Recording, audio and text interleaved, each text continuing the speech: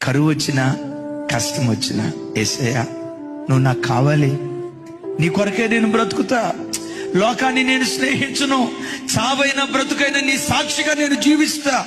అయ్యా పెట్టిన రోజు నీవే నా దేవుడో, పెట్టని రోజు నీవే నా దేవుడో, ఉద్యోగం ఇచ్చినా నీవే నా దేవుడో, ఉద్యోగం ఇవ్వకపోయినా నీవే నా దేవుడో, సంతానం ఇచ్చినా నీవే నా దేవుడో, సంతానం ఇవ్వకపోయినా నీవే నా దేవుడో, ఉద్యోగం కలుగు చేసినా నీవే నా దేవుడో, ఉన్న ఉద్యోగం ఊడిపోయినా నీవే నా దేవుడు అని అన్ని కాలాలలో అన్ని స్థితిగతులలో దేవునిని స్తుతించే వారిగా ఉందుముగాక.